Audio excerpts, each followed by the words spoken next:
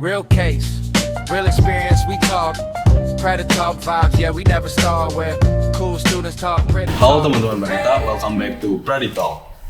Saya Gregory Satriawan, selaku host kalian hari ini. Pada episode kali ini, kita akan membahas sesuatu yang unik nih, terutama buat kalian yang tertarik dengan dunia kuliner dan juga hubungan internasional. Hari ini kita akan ngobrol bareng dengan salah satu mahasiswa Barita University angkatan 2023. Kita akan ngulik nih prestasi dia dan juga pengalaman dia selama magang di luar negeri. Oke, langsung aja kita sambut Kak Jennifer Aurelia Chandra. Halo semuanya, perkenalan yang belum tahu aku, nama aku Jennifer Aurelia Chandra. Kalian bisa panggil aku Jennifer, Jen, atau Jenny.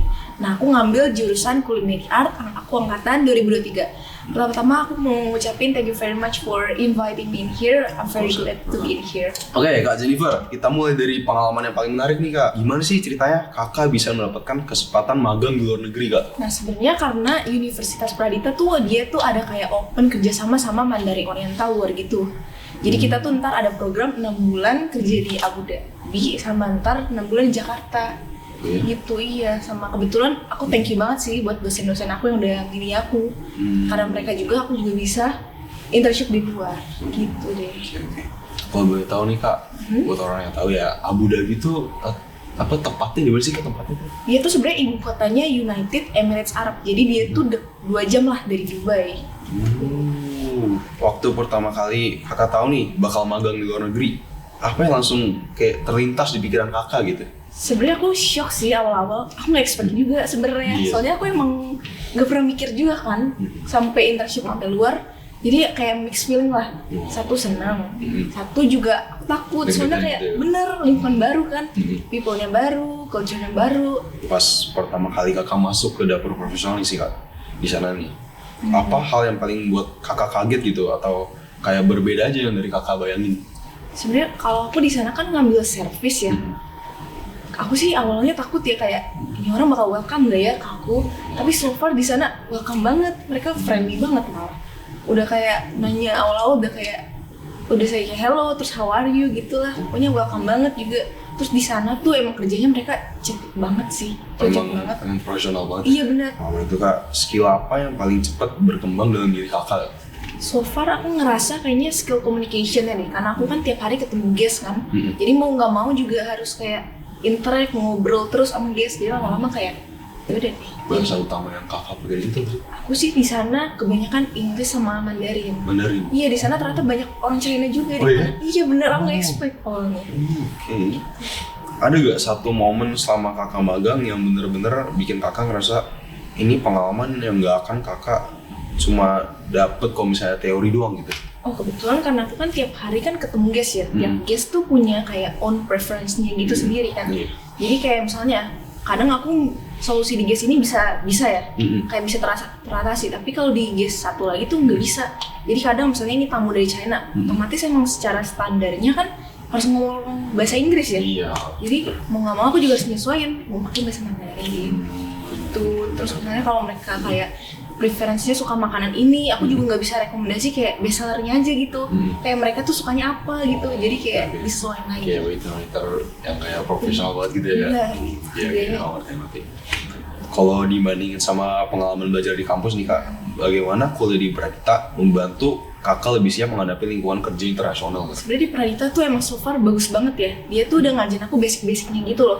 Kayak dari cara welcoming guest, taking order, terus servingnya juga, farewell to guest. Sebenarnya sih mirip-mirip. Cuma bedanya tuh di kecepatannya aja sama di sana kan emang udah real hotel ya.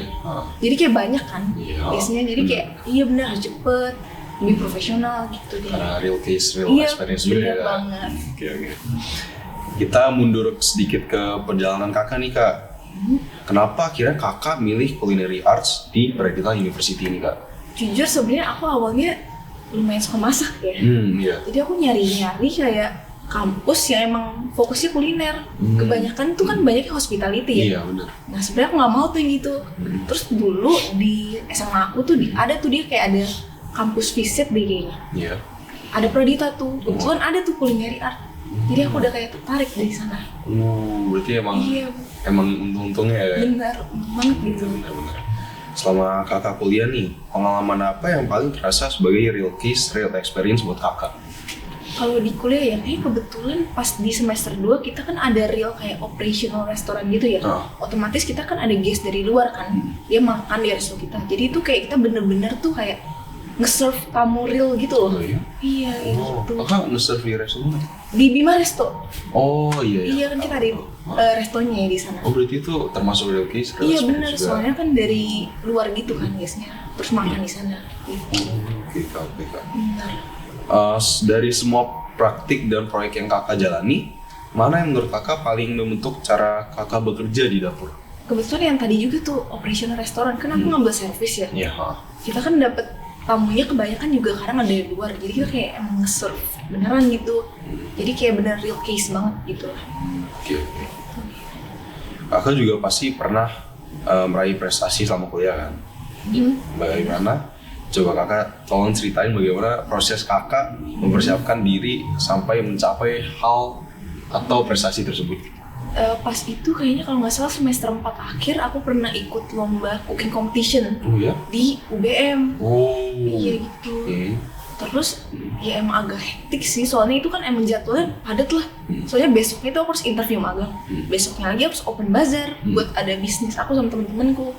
Gitu. Itu awalnya deg-degan pasti. Iya kayak bingung nih gimana ya cara ngatur waktunya ya. Berarti kakak bisa ngatur waktu itu gimana?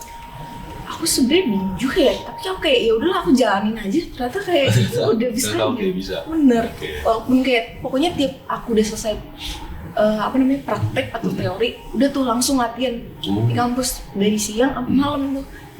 Kebetulan aku pas tuh sama adik kelas aku juga tuh. Iya, jadi kita kayak berdua gitu. Gitu lah. Berarti ada yang namanya kakak. Iya benar. Oke. Tantangan terbesar apa sih yang kakak hadapi selama proses itu? Time managementnya sih itu. Iya benar. Soalnya emang sibuk banget. Bener lagi kayak itu minggu tuh bener-bener hektik. Soalnya interviewnya juga pasti dikasih tau juga kayak lumayan dadakan gitu loh. Iya. Abis lomba tiba-tiba besoknya interview aku harus ke ini kan Jakarta dulu kan. Udah besok lagi. Iya bener kayak gitu.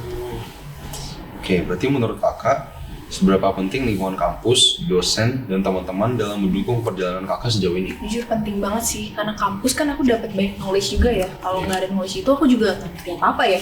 Nah terus juga dari sini aku juga dapat banyak knowledge, terus juga dosen di sini juga open, friendly banget deh. Pokoknya kalau mau curhat juga mereka pasti kasih kayak solusi sih. Pada baik-baik ya? Iya, terus teman-temanku juga top banget deh. Udah selalu support aku, pas aku lagi down juga support. Thank you buat teman-teman. Iya, thank you banget. Setelah ngerasain pengalaman kerja internasional nih kak, apa hal yang baru yang kakak pelajari tentang industri kuliner? Hal baru nih? Baru ya? Mungkin Yang kakak lebih- nggak pernah pelajarin sih? Mungkin lebih ke cara misalnya nih, kalau di sana kan emang banyak tamu-tamu yang dari berbagai negara ya. Iya. Jadi kita tahu nih, misalnya dari negara ini kita belajar budaya juga. Gimana kadang guys di sana tuh juga suka cerita-cerita gitu. Oh, masih Iya. pengalaman pribadi. Iya gitu ya? benar kayak gitu. Jadi kayak tahu dari berbagai perspektif budaya gimana. Siap, oke. Selain kemampuan masak nih kak, menurut kakak kualitas apa yang paling penting dimiliki seseorang yang ingin berkembang di dunia kuliner kak? Dan aku skill communication sih itu penting banget. Pokoknya kalau kita tuh nggak bisa nyajin makanan doang kan, kita juga harus storytellingnya gimana. Mereka kayak bisa engage customer-nya gitu kan. Jadi mereka tuh bisa kayak repeat order juga. Kalau kita bisa skill communication-nya oke, kita juga bisa upselling kan. Nah jadi kayak Apalagi buat di dapur-dapur gitu. iya benar. Terus kita juga harus kayak mau belajar terus dah. Itu aja. Oke. Dari semua perjalanan yang udah kakak jalani, perubahan terbesar dalam diri kakak sebagai mahasiswa apa kak? Kayaknya so far sih aku ngerasa aku kayak lebih pede deh. Dulu aku sebenarnya pemalu loh. Bener aku lebih pemalu gitu. Kayak ngobrol aja kayak nggak tahu pemalu lah pokoknya. Iya Soalnya sebenarnya. kakak kelihatan percaya diri banget nih kak. Oh iya. Kayaknya mungkin karena udah balik di sana deh. Oh, Aku ngerasa kayak efek magang ya kak. bener kayaknya. Aku ngerasa kayak lebih pede, lebih kayak open gitu deh. Oke. Kedepannya nih, mimpi kakak di dunia kuliner, pingin kakak bawa arah kemana nih? Kayaknya so far kayaknya aku pengen nyoba. Kayaknya harus kerja dulu bentar buat dapet experience-nya lebih banyak sih. Paling kayaknya 1 tahun udah cukup sih buat aku. Terus aku selanjutnya kayak pengen open bisnis kalau bisa ya, doain. Amin. Oke. Berarti kalau misalnya kakak mau buka bisnis nih, itu kira-kira bukanya di daerah mana nih kak? Sejauh ini aku pengennya sebenarnya Gading Serpong ya, tapi kayaknya kompetitornya banyak banget ya. Apalagi di sini kayak Isinya makanan semua ya di iya sini ya. banyak banget Bener, kompetitornya. bener, bener. Paling kalau nggak GS, kalau nggak BSD gitu. bener. Soalnya oke banget sih sebenarnya, kayak dari opportunity-nya juga bagus gitu. Kayaknya Agung Sutra masih sepi ya? Iya maksudnya sepi, tapi kayaknya GS lebih cocok deh. Bener sih. Iya. Aku juga setuju. Terakhir nih Kak, apa pesan Kakak untuk mahasiswa atau calon mahasiswa yang ingin masuk dunia kuliner tapi masih ragu dalam urusan mental? Pokoknya tuh kayak kalian ngikutin aja deh passion yang kalian suka sebenarnya. Pokoknya jangan ikut-ikutin temen udah. Kadang kita kayak masih mau sama ini, kadang kita ngikutin dia kan. Iya bener. Nah tapi ntar kalau kayak gitu tuh yang gak enaknya tuh nyesel kalian. Soalnya nanti kan makin lama makin kita dewasa tuh punya kayak Punya tujuan own masing-masing mindset lah ya. sendiri bener Iya. kayak gitu. Jadi kayak ya mending ikutin passion kalian aja. Gitu deh. Oke deh. Terima kasih banyak Kak Jennifer udah berbagi cerita sama kita. Thank you juga ya Sama- udah ngefan aku. Sama-sama Kak. Dari cerita ini kita bisa melihat bahwa pengalaman nyata selama kuliah itu bisa membuka banyak kesempatan, bahkan sampai level internasional kayak Kak Jennifer ini. Oke, semoga cerita hari ini bisa menginspirasi teman-teman untuk terus belajar, mencoba, dan berani mengambil kesempatan. Saya Gregory Satriawan, sampai jumpa di episode Pradi Talks selanjutnya. Bye-bye. Bye bye. Real case, real experience, we talk. Predator talk vibes, yeah.